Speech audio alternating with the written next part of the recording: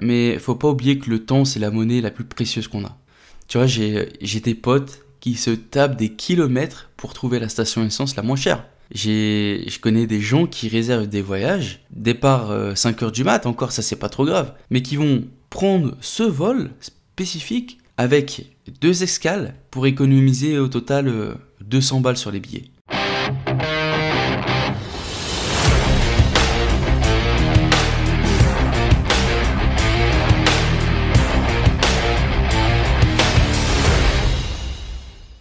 Bonjour et bienvenue tout le monde, bienvenue dans ce tout nouvel épisode du podcast de Money Circle Talks. Comme d'habitude, c'est Anthony et c'est toujours un plaisir de vous accueillir pour l'épisode du jour. Les amis, j'espère que vous avez la forme, que vous avez la pêche. Moi ça va, franchement je vais super bien. Que dire d'autre? Il fait froid. il me semble, le podcast dernier, je vous ai dit que c'était sauna chez moi. Et là c'est franchement... Je comprends rien cet été. Il fait chaud, il fait froid, il fait chaud. La semaine prochaine, j'ai vu, c'est de nouveau canicule. Enfin. Bon, les amis, vous savez, hein, sur ce podcast, on parle d'argent. Mais ne te méprends pas. Même si on parle beaucoup d'argent, je vais te surprendre en te disant que l'argent, c'est finalement pas le plus important. Parce que tu vois, pour moi, ce qui gagne vraiment la palme d'or de la ressource numéro 1 dans nos vies, c'est le temps. Et le temps, c'est pas comme du pétrole que tu vas pouvoir raffiner, que tu vas pouvoir extraire à tout va, ni comme un investissement en bourse qui va te balancer du 8% sur un plateau. Non. Une fois utilisé, paf, il disparaît. Le temps, il disparaît en fumée. Et le temps qui est passé, impossible de le récupérer. D'accord ? En tout cas, je suis pas au courant. Donc ouais, le temps pour moi c'est vraiment la pépite la plus précieuse qu'on a. Et tu sais quoi, je pense que si je devais résumer cet épisode, mon conseil ça serait d'échanger un peu plus de temps en argent contre un peu plus de temps, histoire de vraiment profiter au mieux, au maximum de la vie. Donc ce qu'on va faire aujourd'hui les amis, c'est qu'on va voir plusieurs points pour essayer, entre guillemets, de se racheter du temps. On va démarrer le podcast en parlant de nos priorités, les amis. Parce que, tu vois, avant de partir en chasse pour essayer d'avoir plus de temps, il faut quand même qu'on soit super clair sur ce qu'on va faire. Parce que, au final, sinon, on va tourner en rond, on va tourner dans la roue comme des hamsters, tu vois. Et franchement, c'est pas ça le but. Peut-être que tu as déjà entendu cette phrase, celui qui prévoit pas, prévoit d'échouer. Ça sonne bien, hein, franchement, quand même. Si tu prévois pas, tu vas prévoir d'échouer. Mais imagine un instant. Tu réussis à grappiller du temps en plus, etc. Mais t'as rien derrière. Tu sais pas pourquoi tu le fais. Au final, tu finis par t'ennuyer à mourir, sans trop savoir où tu vas. Ou au pire, tu vas grappiller un petit peu de ce précieux temps pour des trucs qui te tiennent pas vraiment à cœur. C'est pourquoi... je vais te filer quelques petites questions, tu vois, pour essayer de te remettre sur les rails. Mais juste avant, je vais imaginer un peu le truc. Moi, ça m'est déjà arrivé cette sensation, tu sais, où t'es chez toi et t'as du temps. Mais alors ça m'arrive plus parce que maintenant, j'ai énormément de choses à faire. Mais des fois, tu sais, ça m'est déjà arrivé ce truc où je suis chez moi et puis merde, je suis là, j'ai rien à faire et y a rien, tu vois. Et je suis là, je végète dans mon salon et puis voilà. Donc je vais te filer quand même quelques petites questions pour essayer de te remettre un petit peu sur les rails. Mais en gros, il faut se poser les questions, c'est qu'est-ce que tu as envie de faire chaque jour? Si tu as du temps en rab, qu'est-ce que tu aimerais bien accomplir? C'est quoi tes rêves dans la vie? Si tu as des choses que tu aimerais, je me répète, mais que tu aimerais accomplir, est-ce qu'il n'y a pas quelqu'un avec qui tu voudrais passer plus de temps? Peut-être ta grand-mère, peut-être ta conjointe, peut-être tes enfants. Et l'idée, en fait, tu vois, c'est de mettre tout ça au clair dans ta tête et voir ce qui compte vraiment pour toi. Ce qui compte le plus dans ta vie.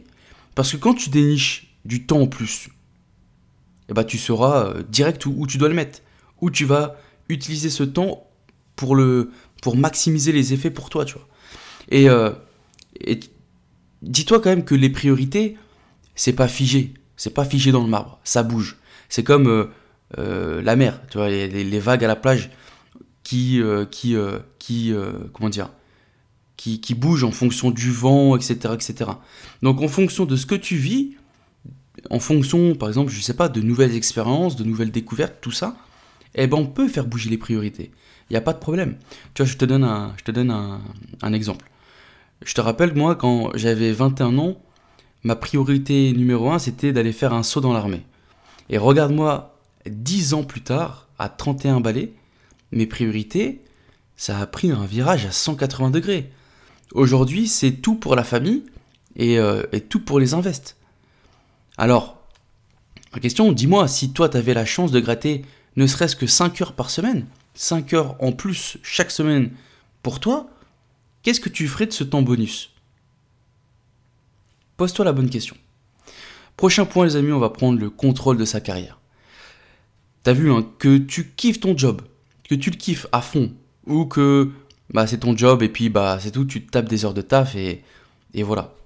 Dans les deux cas, c'est un très gros morceau de nos vies, le travail. D'ailleurs, il y a un livre que j'ai pas lu, j'ai lu un résumé.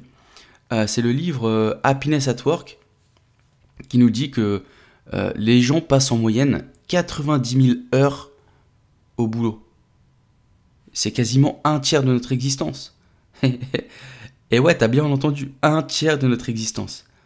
Mais moi j'ai une question, combien d'entre nous tracent leur route en étant vraiment aux commandes de leur carrière, aux commandes de leurs envies de travail? Parce que la plupart du temps, il faut pas se mentir, on va pas se voiler la face.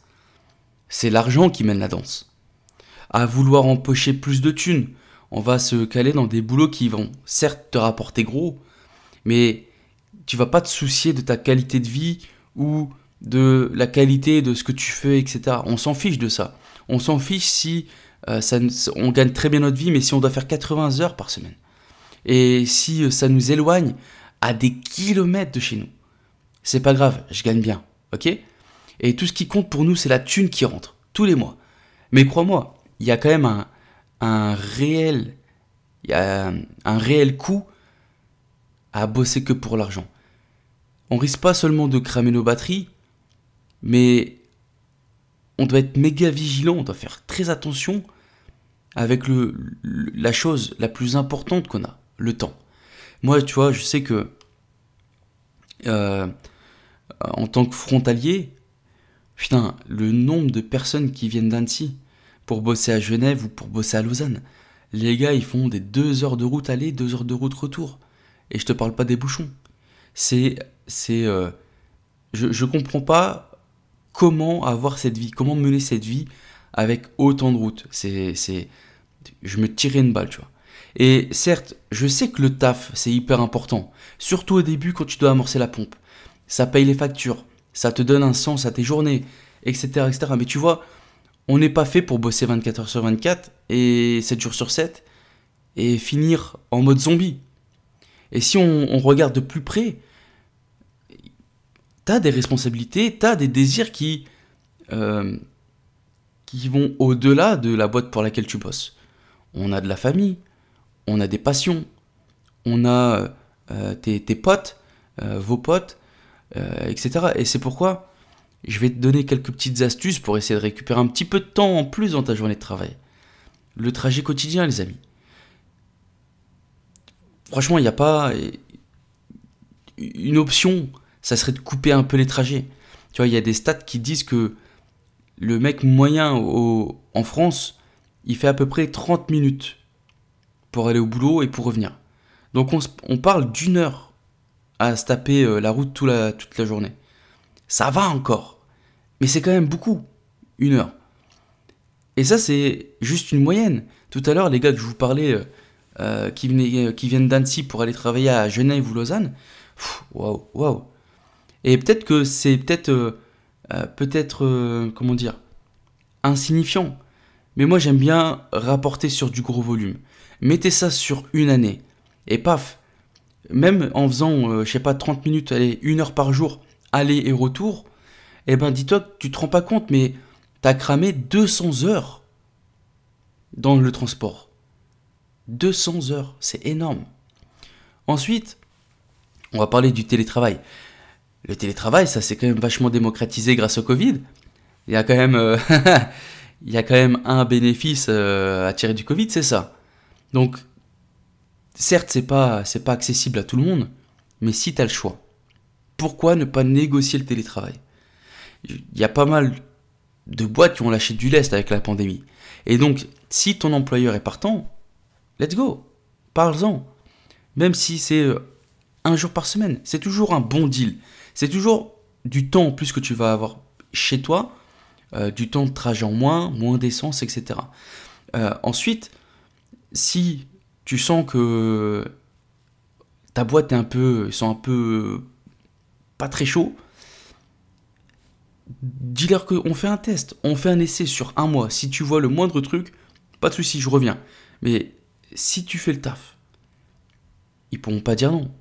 Si ta journée de télétravail, elle n'impacte pas ton travail, tu leur prouves par A plus B que ça fonctionne, ils ne devraient pas avoir de soucis. Ok ? Ensuite, le temps partiel. Une autre option, ça serait peut-être de réduire son temps au travail. De penser à bosser moins d'heures, tu vois, ou de vraiment juste basculer à temps partiel. Bien sûr, tu vas être moins payé.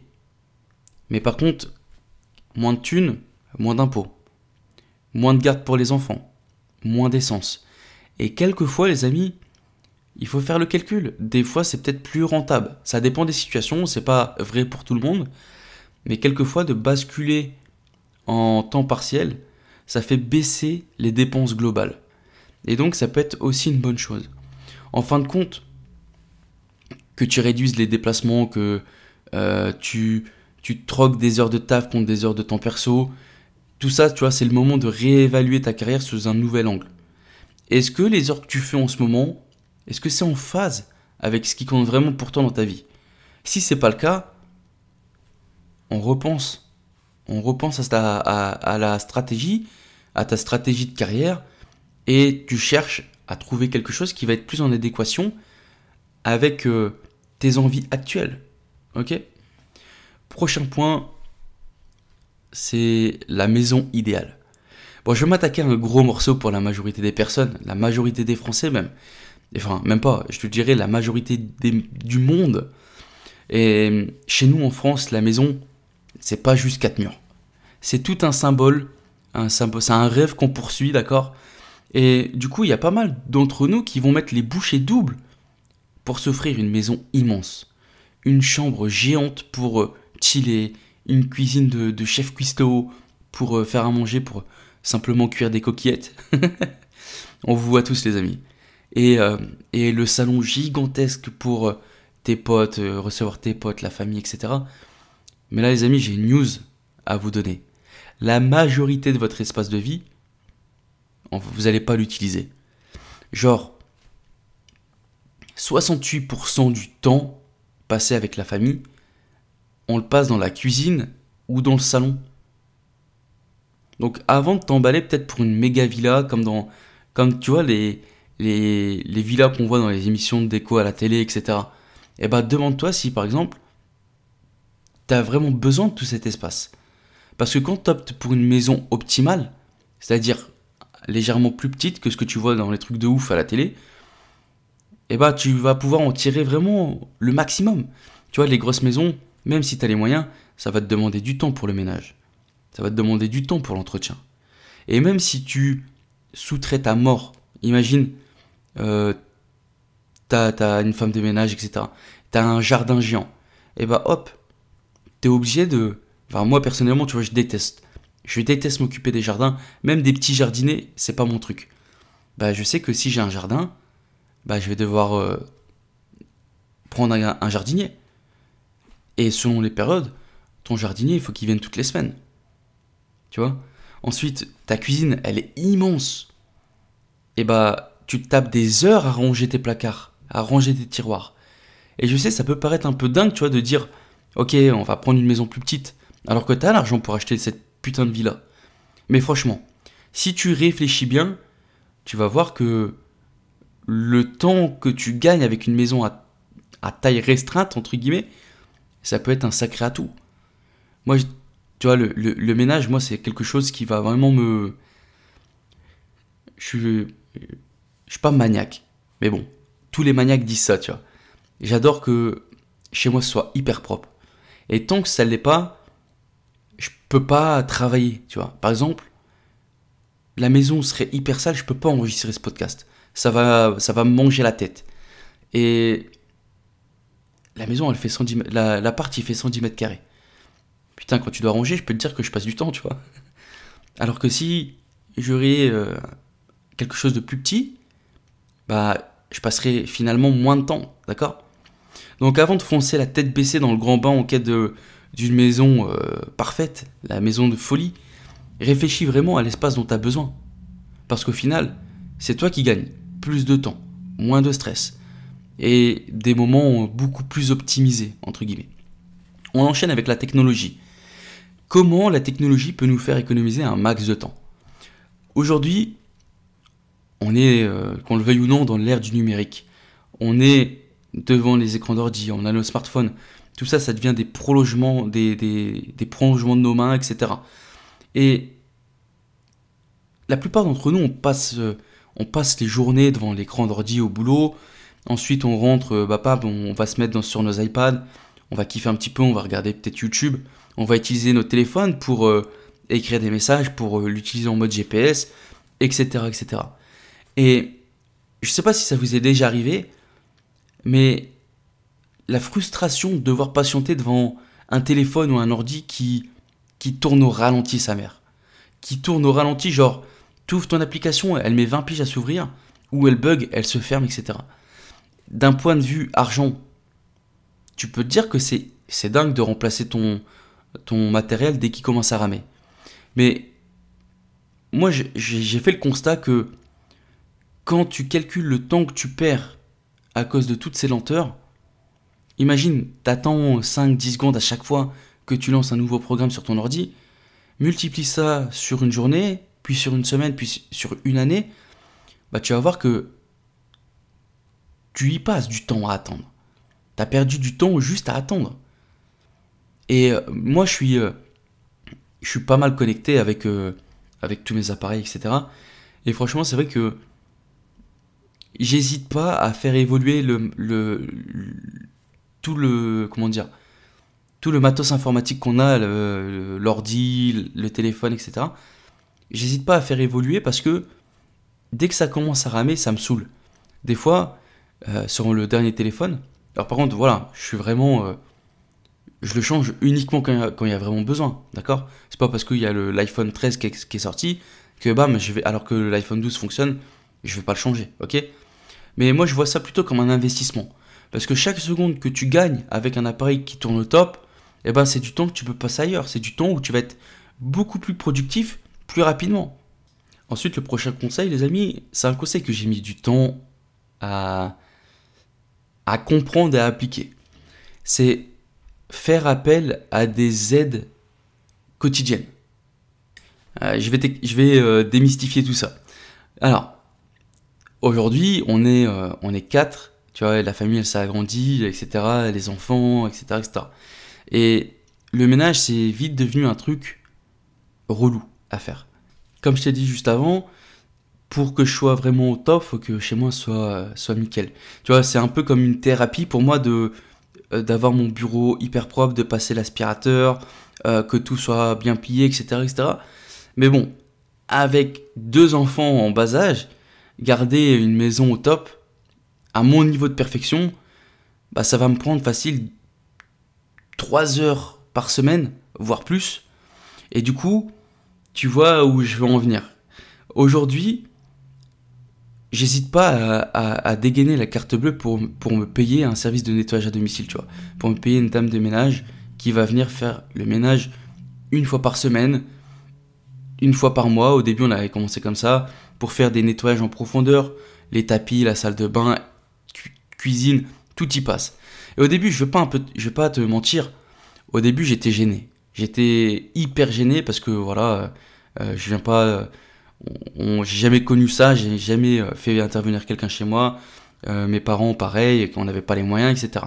Mais franchement, même si ça sonne carrément comme élitiste, je sais pas si aujourd'hui je pourrais revenir en arrière.